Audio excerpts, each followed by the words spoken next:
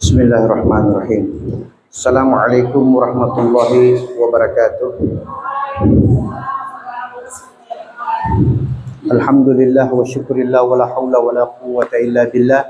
Asyhadu an la ilaha illallah wahda wa asyhadu anna Muhammadan abduhu wa rasuluhu wa la nabiyya ba'da. Allahumma salli wa sallim ala sayyidina Muhammadin wa ala alihi wa sahbihi wa barik wa sallim. Amma ba'd. Ibu-ibu yang saya hormati, alhamdulillah pada kesempatan ini kita berjumpa kembali di majlis yang mubarakah ini dan di tempat yang mubarakah ini. Materi kita pada hari ini yaitu yang berkaitan dengan hukum-hukum tayammum. Pernah dibahas tayammum? Belum. Yang kemarin ini tentang syarat-syarat wudu. Nah, sekarang kita belajar bagaimana dan seperti apa tayammum itu.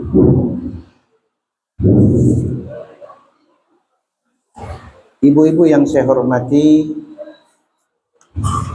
tayammum itu dalam bahasa Indonesia artinya bermaksud. Bisa dipaham? Tayammum artinya bermaksud.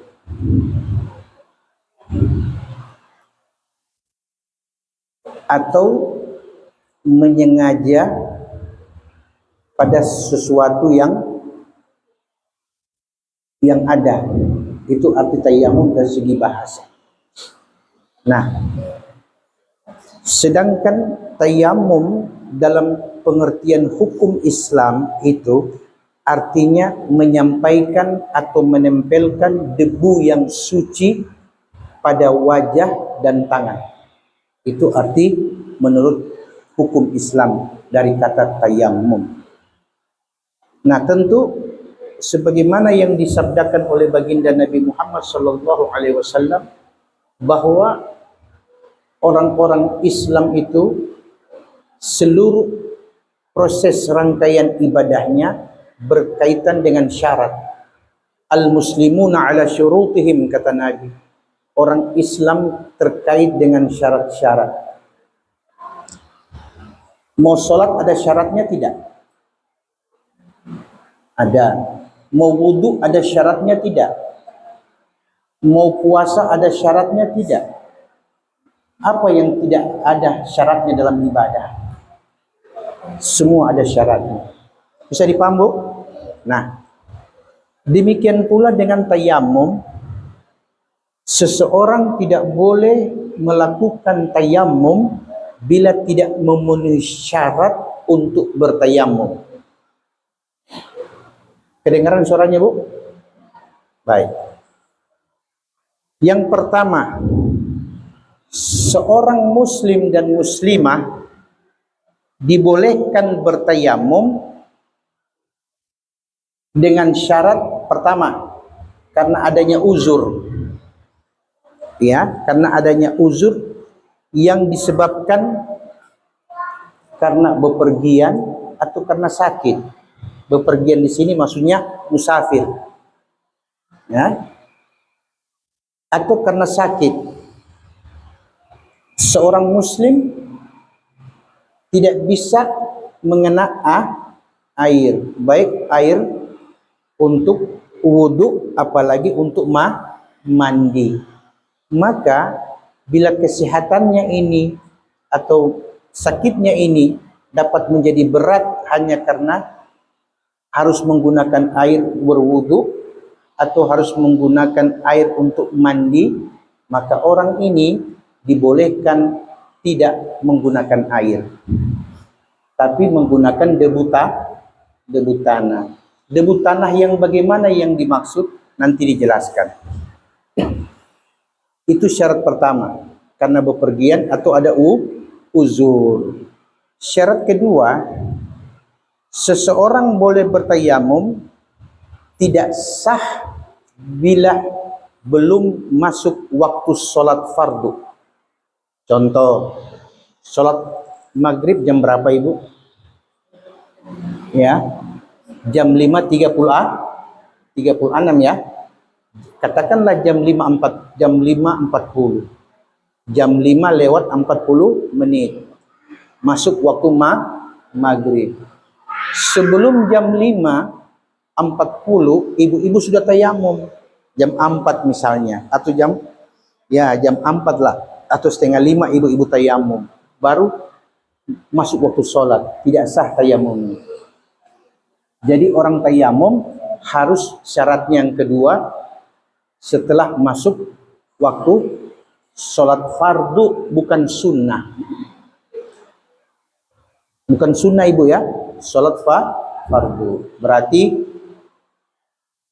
maghrib, isya, subuh, duhur, asar. Itu syarat kedua. Syarat ketiga, tidak boleh seorang muslim melakukan tayammum sebelum ada usaha atau upaya mencari air dulu. Dia cari air dulu. Sudah cari, tidak ada. Ini bagi mereka dalam perjalanan. Biasanya safar ya. Maka ketika dia tidak menemukan air, saat itulah dia dibolehkan tayammum. Nanti bagaimana tayammum nanti dijelaskan. Syarat yang keempat, terhalang menggunakan air sekiranya diliputi rasa takut jika menggunakan air yang berakibat fatal. Artinya kalau dia pakai air, penyakitnya tambah parah. Paham? Nah, itu dia dibolehkan tayamum. Misalnya apa ya? Ada luka bakar, kemudian patah tulang, dipasang gips dan sebagainya, tidak dibolehkan kena air. Untuk bagian yang wajib kena debu tanah, yaitu muka, tangan sampai ke siku. Bisa dipahami Bu? Kalau bagian ini yang dibalut karena luka atau wajah karena habis operasi, maka dia dibolehkan tayamum. Dengan syarat tidak perlu membuka pembalut luka. Cukup menempelkan saja debu itu di bagian pembalut tadi itu atau gips. Bisa dipaham? Syarat yang kelima, menggunakan tanah suci yang tidak basah. Jadi ada tanah basah, tidak boleh. Oke? Kecuali semua tempat itu basah.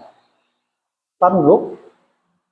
Tapi kalau ada yang kering, maka kering itulah yang dipakai untuk tayammum. Inilah syarat-syarat orang boleh melakukan tayammum. Kemudian tayammum itu berdasarkan apa yang Allah firmankan dalam Al-Quran surah Al-Ma'idah ayat 6. Wa in kuntum junuban fattahharu, bila engkau dalam keadaan junub maka bersucilah. Falam tajidu ma'an, bila engkau tidak menemukan air, fatayammamu sa'idan thayyiba, maka bertayamumlah engkau dengan debu tanah yang suci. Ibu, bedakan ya, yang namanya debu sama abu. Kalau abu nampak, debu tidak nampak. Jadi yang mana mau dipakai? Debu apa abu? Debu. Kalau abu, ibu pakai tayamum, hitam semua ini muka dentan. Paham Bu? Berikut. Tadi syarat yang membolehkan orang untuk tayamum. Sekarang ketika orang itu memenuhi syarat untuk bertayamum, maka harus diperhatikan ada rukun tayamum. Kalau ini ibu tidak kerjakan, tidak sah juga tayamumnya. Bisa dipaham? Apa rukunnya? Yang pertama, tidak sah orang tayamum bila tidak melafadzkan niat. Contoh, ketika mau bertayamum, baca basmalah dulu. Sunnah membaca basmalah. Bukan rukun, tapi sunnah. Bismillahirrahmanirrahim ketika memulai tayamum. Tapi pada waktu niat, nawaitu tayammuma listibahati shalah fardhan lillahi ta'ala. Itu niatnya. Ustadz kalau tidak hafal Arabnya, boleh bahasa masing-masing. Saya berniat ya melakukan tayamum agar boleh mengerjakan sholat fardu karena Allah. Itu bahasa Indonesia. Kalau tidak hafal bahasa Arabnya. Tapi jangan terus-terus begitu, mesti belajar. Mesti belajar hafal nih niat dengan lafaz Arabnya. Kemudian mengusap wajah. Ibu mengusap bukan menggosok. Bedakan. Kalau wudu harus cuci itu muka. Kalau tayamum mengusap. Mengusap itu ibu beda dengan menempel. Kalau menempel, tapi yang dimaksud di ayat itu mengusap. Paham bu? Mengusap. Pak Ustadz, bagaimana dengan saya ada menggunakan bedak? Ya, misalnya apa ini? Anti matahari ini. Hah? Nah itu dia. Atau make up yang biasa dipakai perempuan. Oke. Kira-kira ibu, debu tadi itu kena di kulit atau cuma kena di make up? Nah, berarti tidak boleh. Berarti mesti dalam keadaan bersih. Nah sekarang Ustadz bagaimana mau bersih sedangkan air tidak ditemukan? Bisa gunakan kertas. Yang penting niat membersihkan. Sekalipun ibu-ibu sudah berusaha, tetap ada namanya kosmetik yang melengket. Usaha dulu untuk menghilangkan, baru bertayamum. Jangan gosok sampai merah. Orang tanya, ibu, kenapa so merah tuh muka? Ada tayamum, ada gosok. Bisa dipahami ibu? Kemudian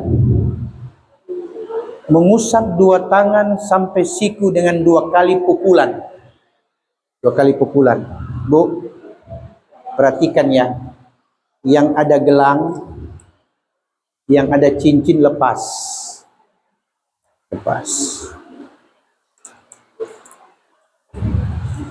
Perhatikan lepasnya. Ini tangan digulung. Ini cara tayamum. 2 kali tepukan. 2 kali tepukan. Kira-kira karpet ini ada debu tidak? Ada. Perhatikan ibu.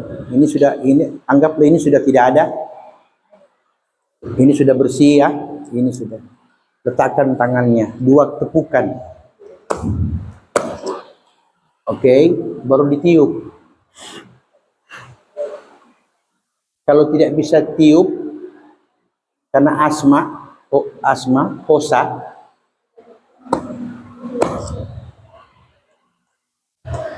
paham? Supaya debu yang kasar jatuh. Baru, tapi di awal dengan baca Bismillahirrahmanirrahim. Nawaitu tayammum listibahati shalah lillahi ta'ala. Oke. Begini. Atau kemudian letakkan di muka.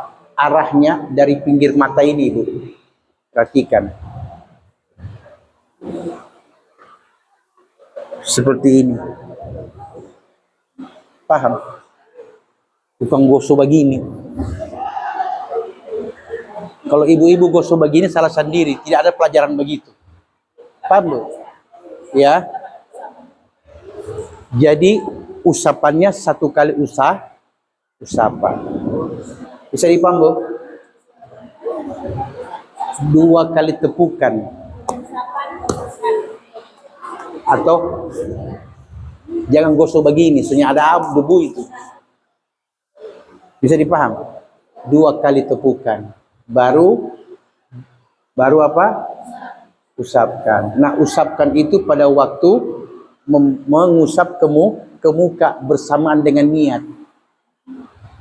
Bismillahirrahmanirrahim. Nawaitu tayammum al-istibahati shalah lillahi ta'ala.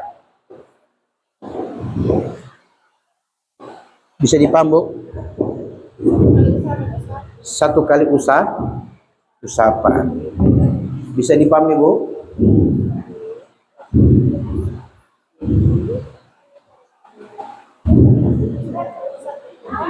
Kemudian setelah ibu-ibu sudah mengawali dengan sunnah baca basmalah, kemudian niat bersamaan dengan mengusap wajah. Maka selanjutnya tidak boleh lagi di tempat yang sama ibu tepuk, pindah. Karena kalau di situ namanya sudah debu mustakmal namanya. Debu yang sudah bekas dipakai.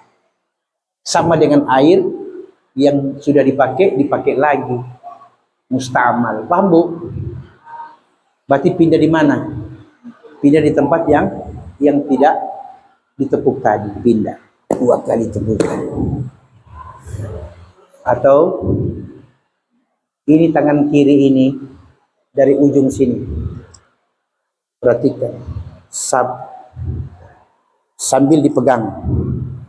Putar ke dalam, berakhir di sini. Coba bikin.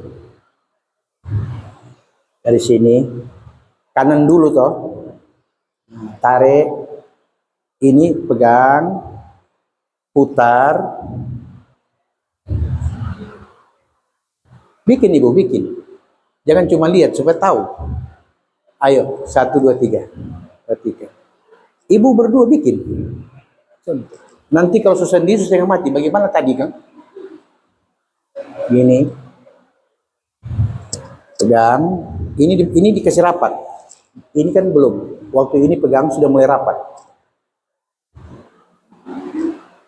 Tarik, putar. Selesai, baru pindah yang kiri. Sama. Tarik, putar, selesai tayammum.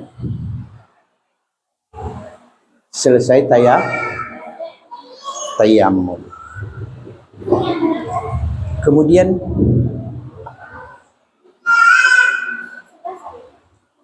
Kemudian tidak boleh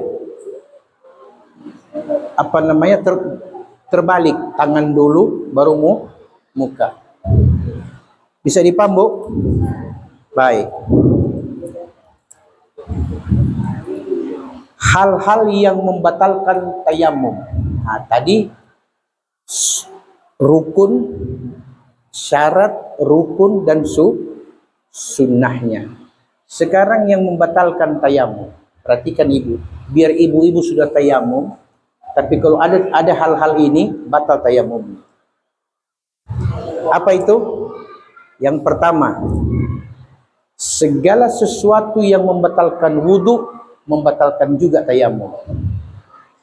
Bersentuhan dengan bukan mahram, kentut, buang air kecil, air besar. Bisa dipahami, Bu? Jadi apa yang membatalkan wudhu, itu juga membatalkan tayammum. Dan ingat, Tayamum hanya boleh dilakukan setiap satu kali sholat, cuman satu kali tayamum. Tidak boleh seperti wudhu. Habis wudhu isya, maghrib, ditahan sampai wudhu isya. Tidak boleh. Setiap kali masuk waktu, wajib tayamum. Bisa dipaham, Bu? Berikut. Pada waktu ibu-ibu sudah tayamum, tiba-tiba lihat air. Tiba-tiba lihat air. Maka tayamumnya batal. Wajib menggunakan air. Tapi bagaimana Ustadz dengan orang yang ada air, makan banyak air, tapi seperti yang disebutkan pertama, sakit yang membuat dia tidak boleh kena air. Sekalipun air banyak, tetap sah tayamumnya. Karena uzurnya bukan karena tidak dapat air, tapi berhalangan untuk uzur karena sakit, uzur karena luka, dan sebagainya. Bisa dipaham, Bu? Halo, boleh dipahami ini? Baik. Maka bagi orang yang bertayamum karena sulit mendapatkan air, lalu ia melihat air atau mengira di tempat situ ada air, sebelum waktu masuk sholat, maka batal tayamumnya. Contoh, dia sudah mau masuk waktu, oke?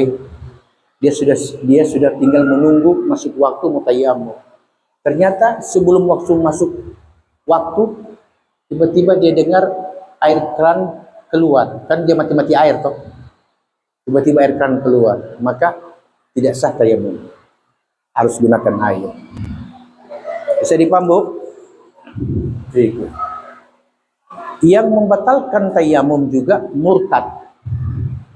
Orang murtad, oke, dia sudah tayamum.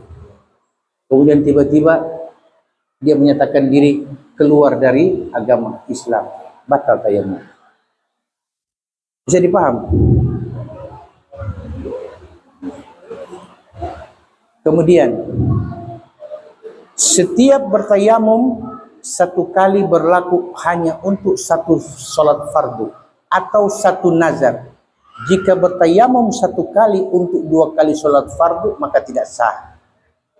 Dan tidak sah pula untuk dua kali tawaf dalam satu tayamum. Mau tawaf misalnya di Baitullah. Kan kalau kita kan waktu berwudu boleh satu kali wudu kita lakukan beberapa kali tawaf. Satu kali tawaf 7 putaran. Mau bikin 2 kali dengan satu wudu boleh, asal wudu dengan air. Tapi kalau tayamum tidak boleh. Satu kali kita 7 putaran, cuma satu kali tayamum. Itu kalau kita ada di Makkah. Berikut.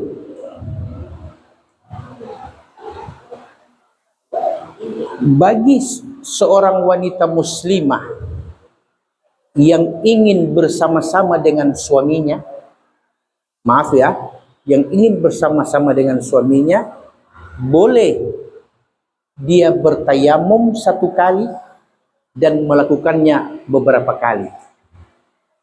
Bisa dipahami? Maksudnya begini, sunnahkan bagi suami istri apabila ingin bersama-sama berwudu. Oke?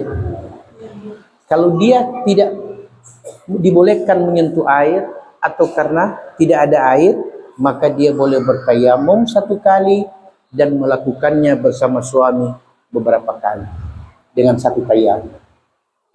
Bisa dipaham, Bu? Kemudian perhatikan Ibu, wanita boleh bertayamum karena hendak bersama dengan suaminya dan boleh melakukannya berulang-ulang dan memadukan di antara tayamum untuk mengerjakan sholat dengan tayamum karena jima. Maksudnya begini, saya mau tayamum ini sekaligus juga mau bersama-sama suami. Contoh subuh. Contoh subuh. Tidak boleh bersama-sama dulu baru tayamum untuk sholat subuh. Tidak sah tayamumnya. Paham Ibu? Misalnya, ini kan tidak boleh, tidak ada air, ataulah katakan tidak boleh kena air. Kita mau bikin satu kali tayamum, satu kaligus dengan selesai jima dan sholat subuh. Ibu, bila ibu melakukannya dulu dengan suami, baru ibu tayamum untuk sholat subuh, tidak sah sholat tayamumnya. Harus sholat dulu dengan tayamum tadi, baru sesudah sholat itu baru dia bersama-sama suami. Jadi satu kali tayamum, dua amalan, wajib dan sunnah. Bahkan jadi wajib memberi nafkah batin bagi suami. Bisa dipaham Bu? Ada pertanyaan?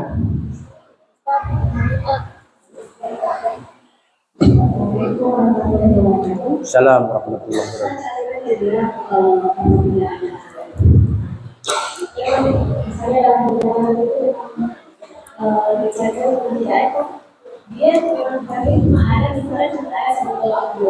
Apakah itu bisa digunakan untuk yang dalam wudhu atau dia sesuatu yang baik.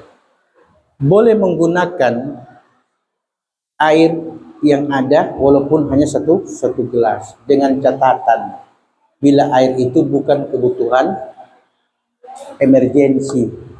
Tapi kalau di rumah itu cuma ada itu untuk dipakai minum, maka tayamum. Oke. Mana mau didahulukan? Mau mati kehausan atau mau wudhu dengan air? Quran mengatakan wala tulqu aydiyakum ila tahluka. Tidak boleh dengan cara itu engkau membinasakan dirimu. Berarti biar ada air tetap boleh bertayamum. Kecuali ada 3-4 karton tuh aqua, tetap harus gunakan air. Bisa dipaham? Ada lagi? Ibu-ibu ada yang mau ditanyakan lagi?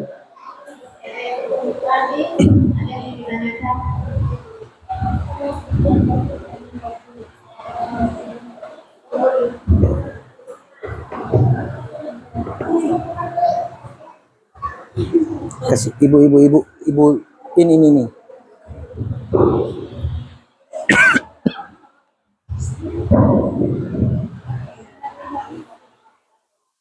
Assalamualaikum warahmatullahi wabarakatuh. Terima kasih Ustaz. Tadi kan Pak Ustaz bilang itu boleh itu yuk. Ya, lanjut. Tadi kan Pak Ustaz bilang lakukan yang wajib dulu dan baru yang saya pertanyakan Pak Ustaz, bagaimana kalau suami sudah punya sebelum melakukannya, sebelum wajib dia sudah punya seperti itu Pak Ustaz. Apakah dan dalam keadaan dan seakannya dalam keadaan tidak ada air Pak Ustaz, apakah kan harusnya kan kita harus mandi kalau dalam keadaan tidak ada air atau terima kasih. Yang pertama, atas kemauan suami, maka ibu beritahu dulu kepada suami. Tapi kalau itu juga tidak diindahkan, ibu terlepas. Artinya boleh ibu kerjakan tayamum ketika mau sholat, dengan catatan kasih tahu dulu aturannya. Oke.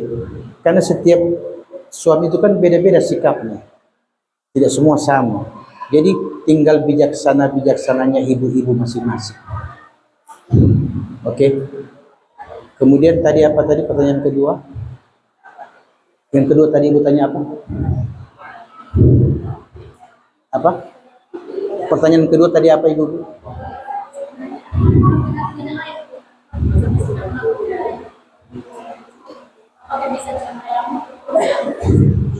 Tidak.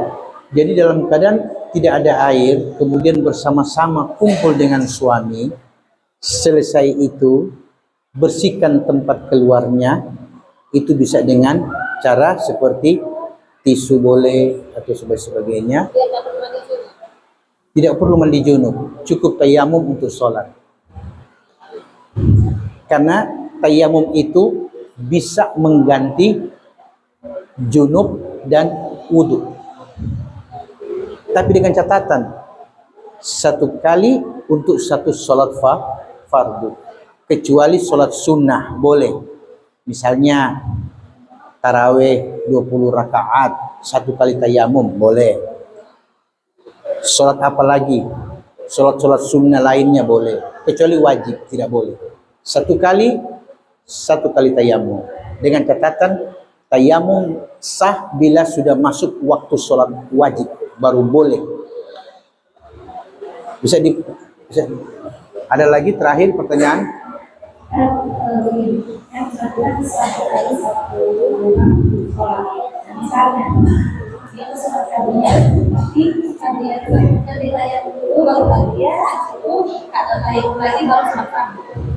Nah, jadi kalau ibu-ibu mau kerjakan sholat gabliyah dan ba'diyah, ibu niatkan dulu untuk sholat fardunya. Jadi ibu-ibu setelah selesai sholat fardu, maka selesailah sudah sah tayamumnya. Bila ibu-ibu ingin mengerjakan gabliyah, maka tidak mengapa ibu-ibu kerjakan gabliyah sebelum itu sudah tayamum. Tapi niatnya untuk sholat fardu. Kan tadi katakan boleh mengerjakan satu kali tayamum beberapa sholat sunnah. Sama seperti wudhu, ya. Dan tidak boleh kecuali sholat wajib. Jadi paham? Jadi sholat wajib. Jadi begini, ibu-ibu tayamum untuk sholat apa? Sholat zuhur, tayamum. Kemudian mau kerjakan sholat gabliyah, kerjakan tidak gabliyahnya. Oke, dengan catatan sudah masuk waktu sholat. Baru itu langsung sambung dengan sholat yang wajib. Ya, sesudah sholat, ibu-ibu mau kerjakan apa lagi? Ba'diyah, kerjakan ba'diyahnya. Tapi niat tayamumnya untuk sholat wajib pada waktu masuknya sholat wajib. Bisa dipaham, Bu? Ada lagi?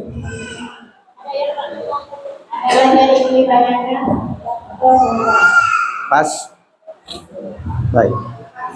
Kemudian ibu-ibu, saya minta supaya lembaran tadi Asmaul Husna di press ya, baru diamalkan setiap hari. Insya Allah manfaatnya, faidahnya akan dirasakan masing-masing. Demikianlah ibu-ibu, semoga apa yang disampaikan ada manfaatnya. Lebih dan kurangnya saya mohon maaf. Wallahul musta'an, wabillahi taufiq wal hidayah. Assalamualaikum warahmatullahi wabarakatuh.